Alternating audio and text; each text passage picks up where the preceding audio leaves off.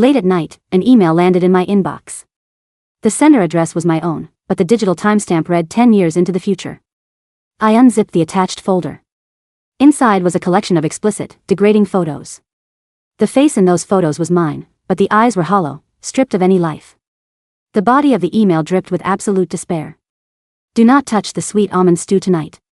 Grace drugged it. She needs to clear Tyler's debt with the loan sharks, and she is selling you tonight to pay for it.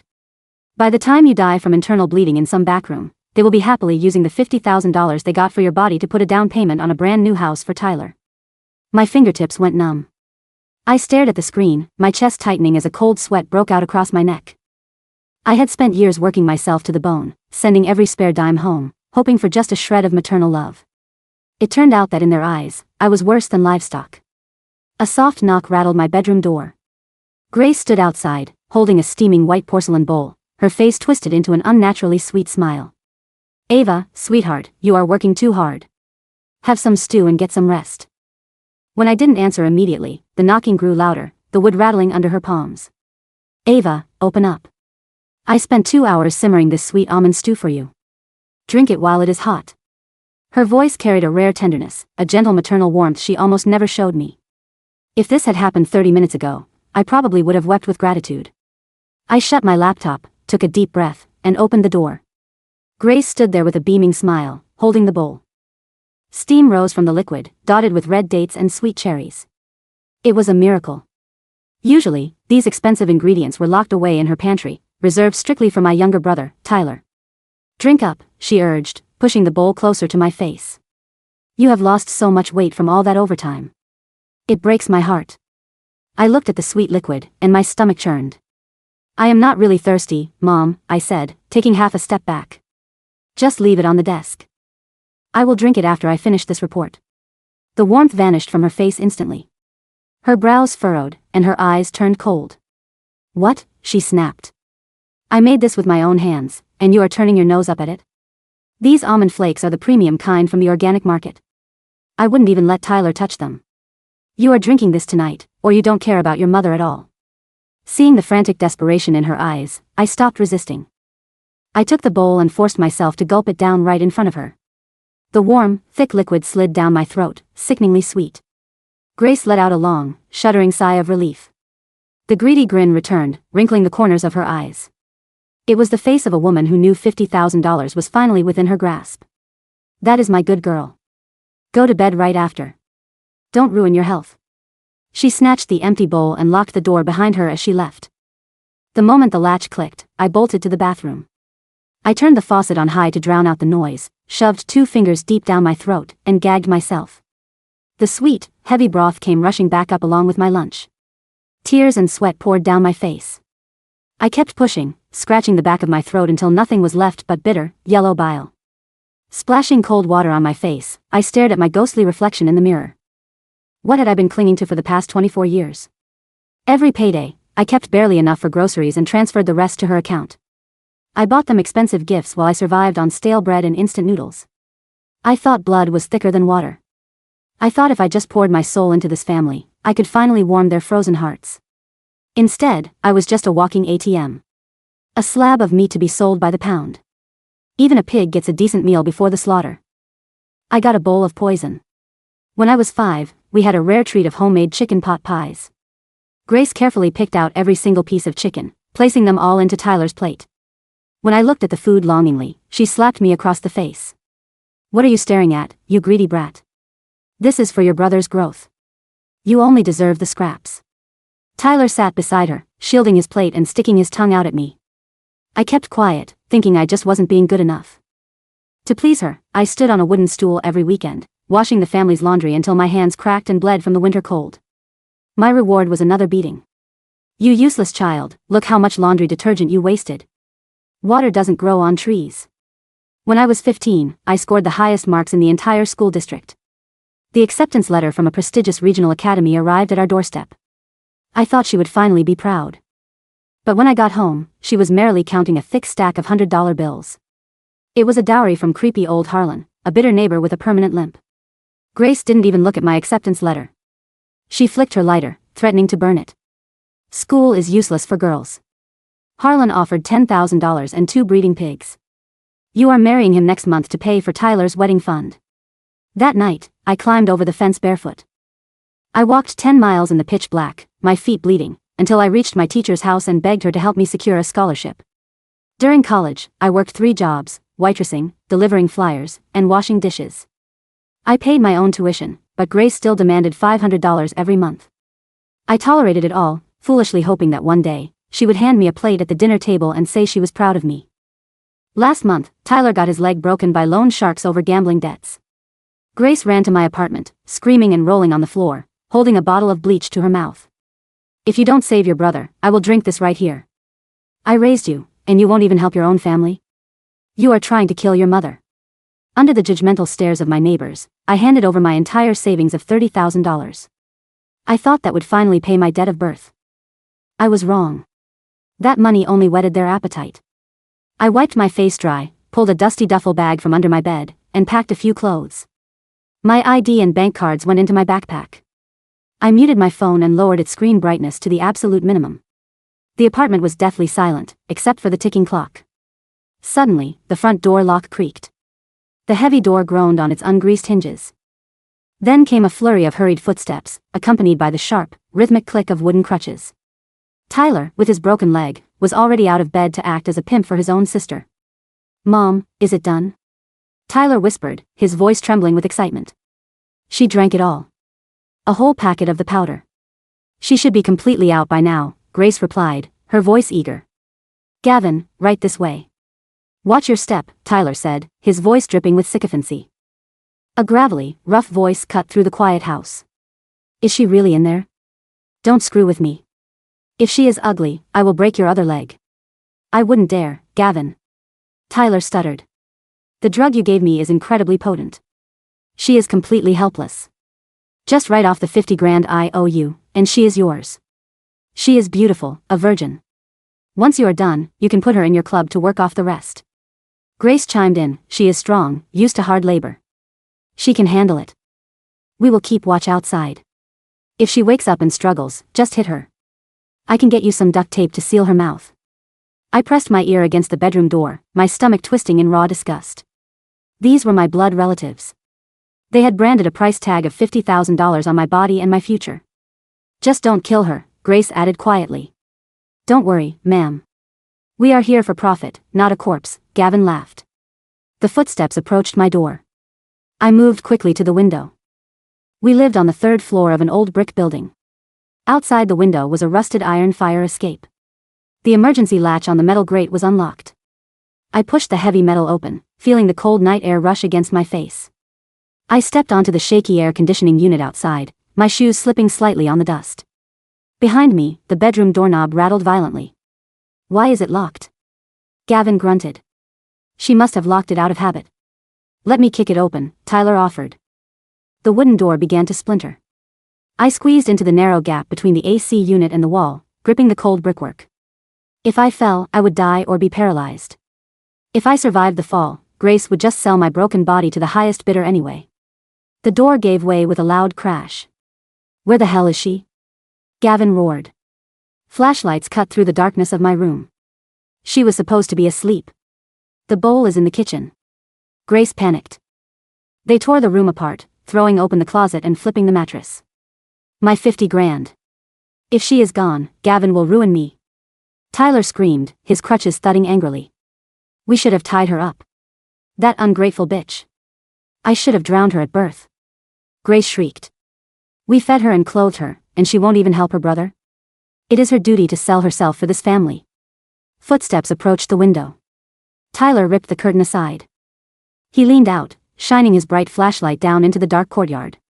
The beam swept over the brickwork, brushing past the rusted metal grate. I curled into a tight ball, holding my breath, my bloody fingernails digging into the rough concrete wall. The pain kept me focused. The light hovered barely a foot above my head. I could hear Tyler's ragged, angry breathing just inches away.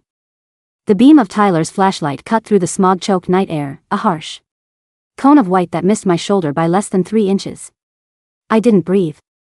My chest was pressed flat against the rough, cold brick of the building's exterior, the grit grinding into my collarbone through my thin cotton shirt. Beneath my feet, the metal casing of the old air conditioning unit groaned, a tiny, metallic protest that sounded like a gunshot in my ears. I squeezed my eyes shut, praying the vibration wouldn't carry through the wall to where Tyler stood. Nothing, Tyler muttered, his voice thick with phlegm and panic. Just the alley. She couldn't have jumped. It's 3 stories down. With her bag? She'd have broken both legs, same as me. Then where is she? Gavin's voice was lower, a gravelly rasp that carried the weight of a man who spent his life in damp basement gyms and smoke-filled backrooms. You said she was out cold, kid. You told me the dose was enough to put down a horse. She drank it. I swear to God, Gavin, I saw the empty bowl in the kitchen. Grace's voice was high-pitched, hysterical, vibrating with the terror of a woman watching her golden ticket evaporate into the night. The bitch must have realized something. She's sneaky. She's always been sneaky, ever since she was a child. She probably hid in the hallway before you came up. Check the roof, Gavin ordered.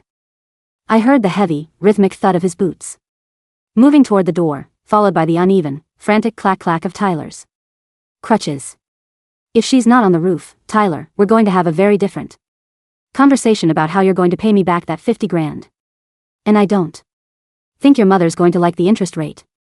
The bedroom door slammed. The lock on the front door rattled, and then the corridor outside fell into a suffocating silence. My muscles were locked in a state of tetany. I slowly opened my eyes, the neon sign of the 24-hour laundromat across the street casting a sickly pink glow over the alleyway.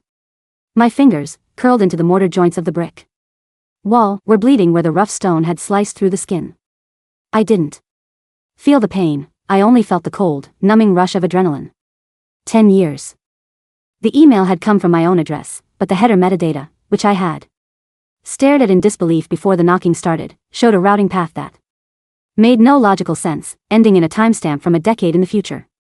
The images attached weren't just graphic, they were a forensic record of a slow, systematic destruction. The girl in those photos had my chin, my birthmark, beneath the left collarbone, but her collarbones were skeletal, her skin mapped with cigarette burns and track marks. Do not touch the sweet almond stew tonight. The words echoed in my mind, a rhythmic chant that kept my heart beating. They were going to sell me. My mother, the woman who had carried me for 9 months.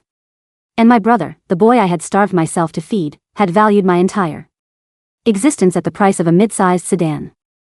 I shifted my weight. The air conditioning bracket gave a sharp, wet pop as a rusted bolt yielded to the strain. There was no time to climb back inside. If Gavin's men were watching the street, they would see me exit the front lobby. I had to go down. I reached out, my fingers searching the dark until they found the cold, flaking iron of the fire escape ladder. It was suspended 4 feet away, dangling over the drop.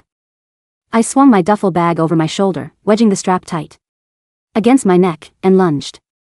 My hands hit the iron rungs with a dull, heavy clang. The shock vibrated up my arms, nearly tearing my grip loose. I hung there for a second, my legs dangling in the empty air, before I scrambled for a foothold. The metal was slick with condensation and grease. I scrambled down the rungs, drop by drop, my teeth rattling with every impact, until my feet touched the damp concrete of the alley floor. I didn't look back at the 3rd-floor window. I didn't look at the small apartment where my childhood drawings were still pinned to the fridge with magnets I bought with my first paycheck. I turned my collar up against the drizzle and ran into the dark. The safe house wasn't a safe house, it was a $5 an hour internet cafe in the basement of a commercial building near the canal docks. The air smelled of stale instant coffee, cheap tobacco, and the damp wool of the men sleeping in the corners. I chose a terminal in the very back, where the partition walls blocked the view from the front desk. My hands were shaking so violently I could barely type my password. I logged into my email. The message was still there. I downloaded the attached folder again, but this time, I didn't look at the photos of myself. I scrolled past them, my mouse hovering over a second document. I hadn't noticed in my initial panic, a plain text file labeled ledger.txt. I opened it. The document was a dense, chronological list of names, dates, license plate numbers, and financial transactions spanning 3 years. If you are reading this, you survived the night, the text at the top of the file read. The font was standard, but the phrasing was cold, clinical, the voice of someone who had survived the worst things imaginable and lost her humanity in the process. But survival is not enough. They will look for you. Gavin has police connections in the 3rd precinct. Grace knows your bank accounts. If you try to run to another city, they will track your social security number the moment you try to rent an apartment or get a job. You cannot run from them, Ava. You have to destroy them. The text continued. This ledger contains Gavin's private transport records from 2026 to 2028. It details the illegal imported goods, the unregistered vehicles, and the names of the 3 officers in the 3rd precinct who take his monthly payroll. On November 14th, 3 days from now, Gavin's main shipment of black market electronics is arriving at Pier 9. It is worth $400,000. He has used this shipment as collateral with his own creditors. If that shipment disappears, Gavin is a dead man.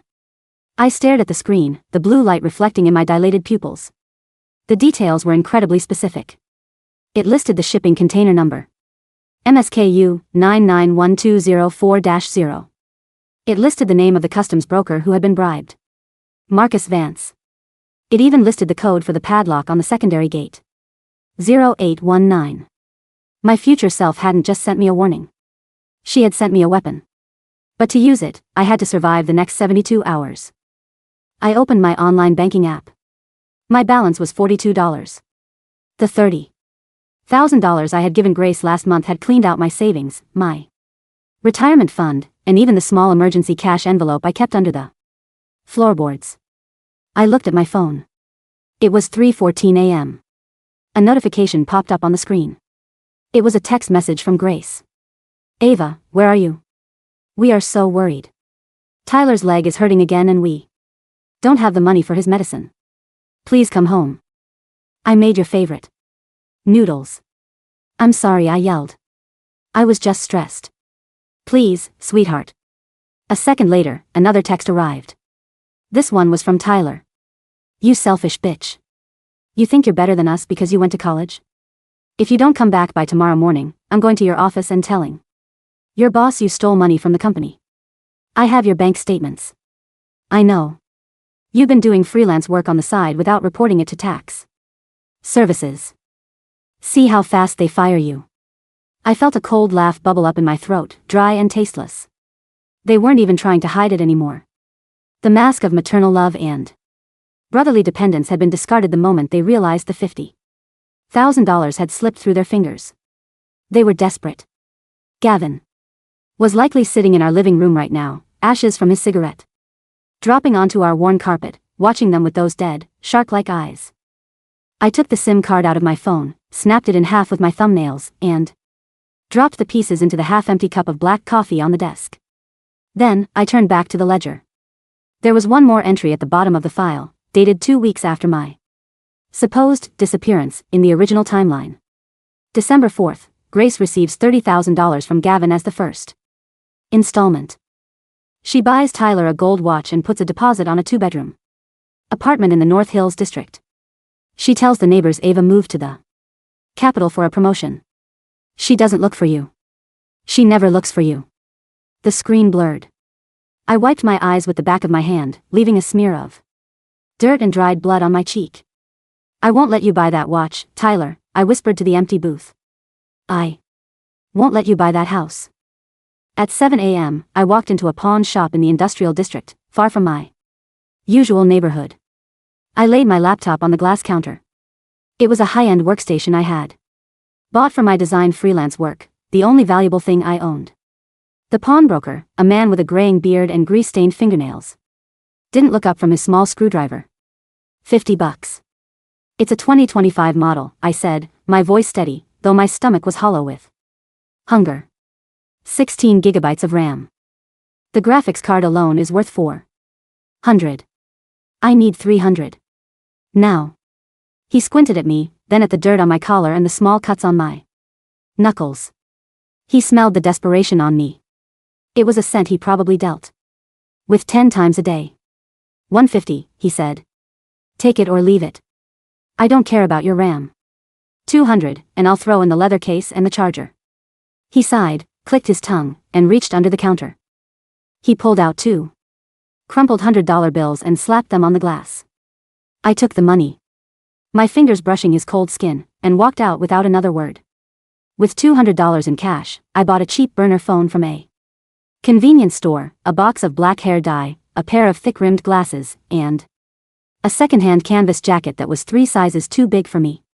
In the public restroom of a dilapidated park, I dyed my hair in the sink. The dark chemicals ran down my neck, staining my skin, but when I looked in the mirror, the girl with the soft, eager-to-please eyes was gone. In her place was someone else, someone harder, with sharp lines around her mouth and eyes that didn't look back with hope. I threw my old clothes into the trash bin, pulled the oversized jacket tight around my shoulders, and set to work. My first call was to Marcus Vance, the customs broker listed in the ledger. I dialed his office number from the burner phone. Vance Logistics, a receptionist answered. Put me through to Marcus, I said, using a flat, professional tone I had polished during my years in corporate administration. Tell him it's regarding container MSKU 991204-0. There was a long pause, then the sound of static as the call was transferred. Vance, a nervous voice said. Mr. Vance, I said, keeping my voice low. The Port Authority received an anonymous tip this morning regarding the manifest for container MSKU 991204-0. They're planning a random inspection at Pier 9 on the 14th. A sharp intake of breath on the other end of the line. Who is this? What are you talking about? That container is cleared. All the paperwork is in order. The paperwork is signed by you, Mr. Vance, I replied smoothly. And the weight on the bill of lading doesn't match the actual tonnage of the high-grade copper and circuit boards inside. If they open that container, they'll find 60 crates of unregistered lithium batteries and 500 high-end motherboards smuggled from the eastern ports. That's a federal customs violation.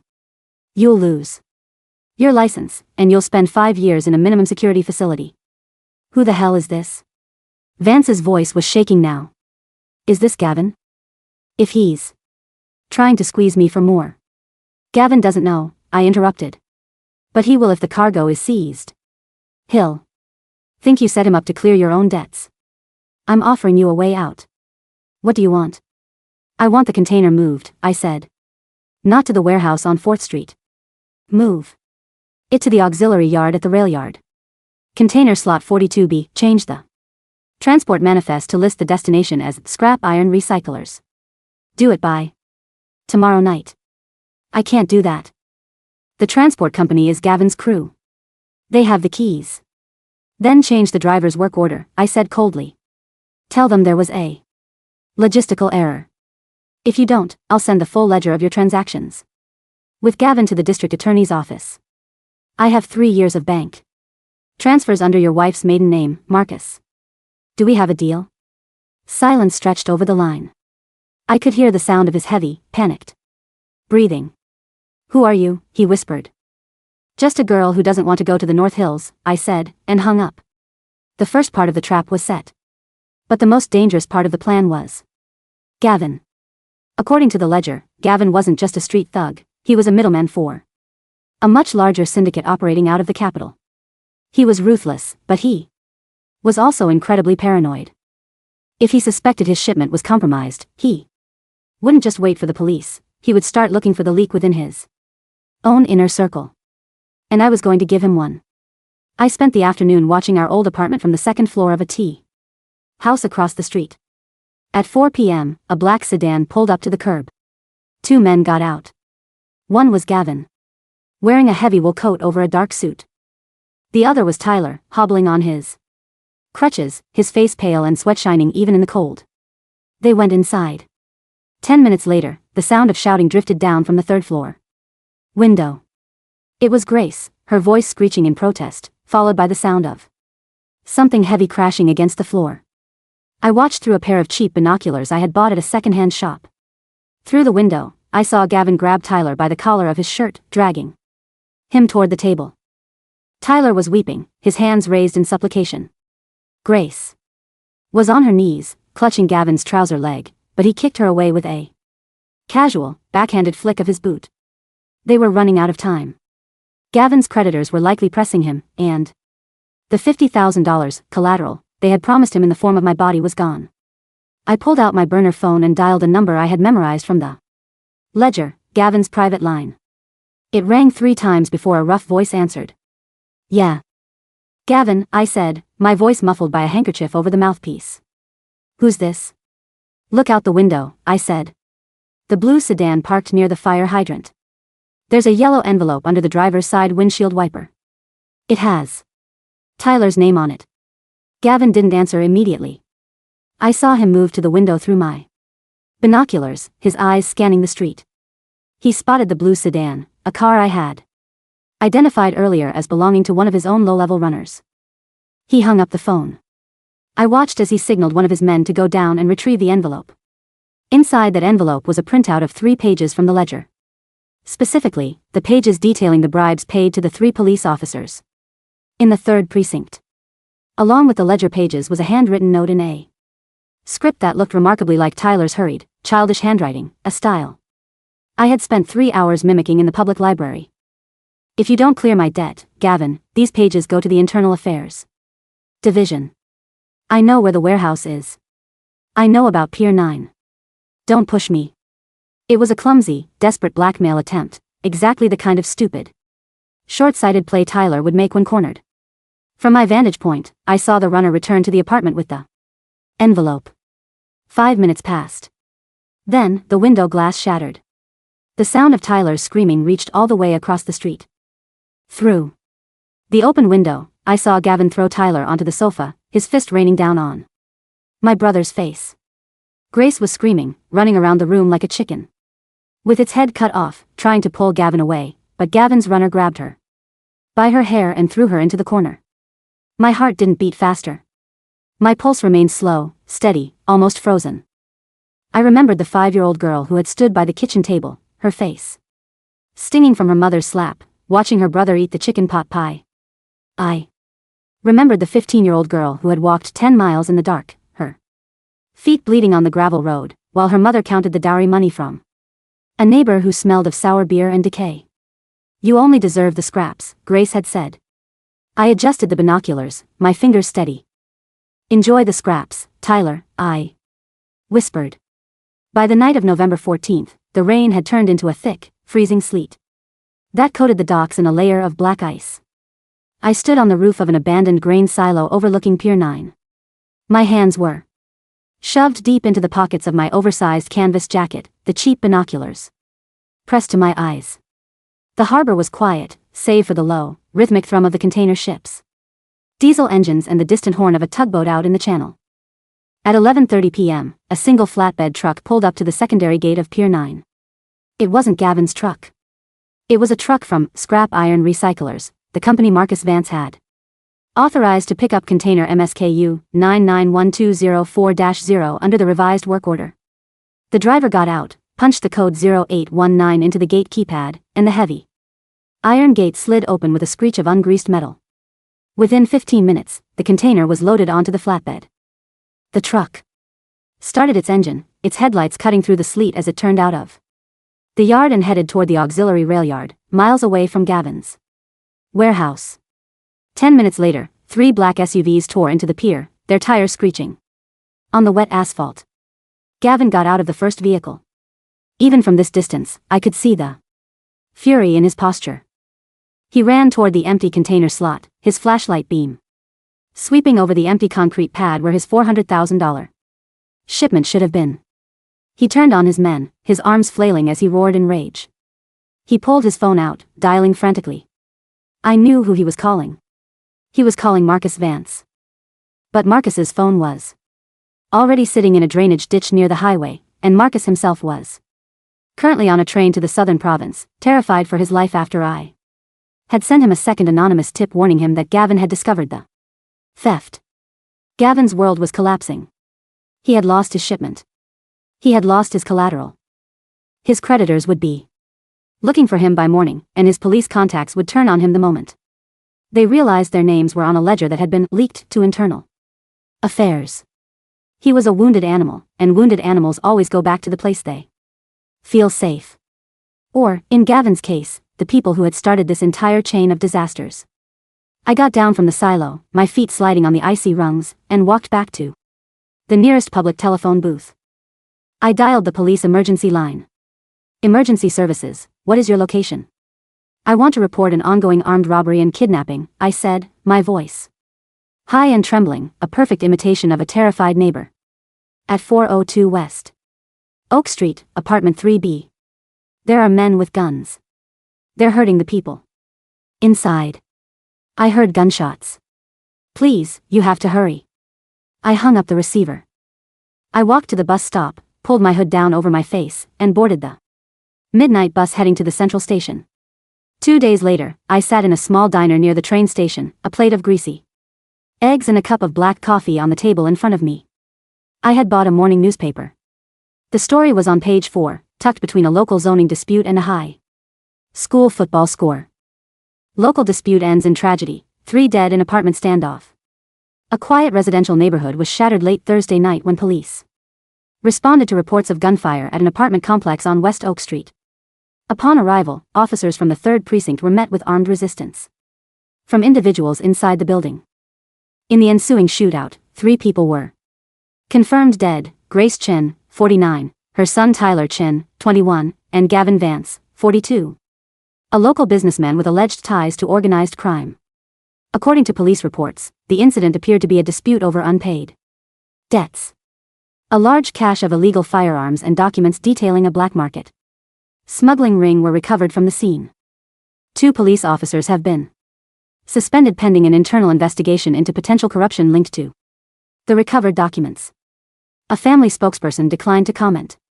The whereabouts of Chen's daughter, Ava Chen, remain unknown. I folded the newspaper neatly and laid it on the empty seat beside me. The coffee was hot, bitter, and tasted of nothing at all. I pulled my burner phone from my pocket and checked my email one last time.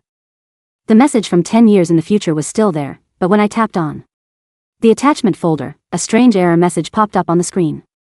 Error: attached files could not be found on server. I went back to the inbox. The email itself was gone. The entire thread had vanished, as if it had never been written. The timeline had changed. The future where a hollow-eyed girl died of internal bleeding in a backroom had been erased, replaced by a quiet morning in a diner, where the air smelled of maple syrup and rain.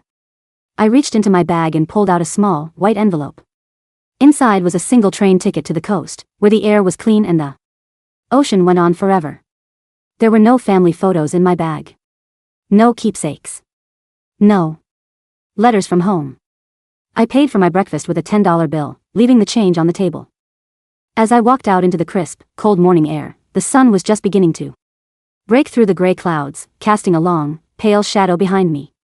I didn't look back to see where it fell.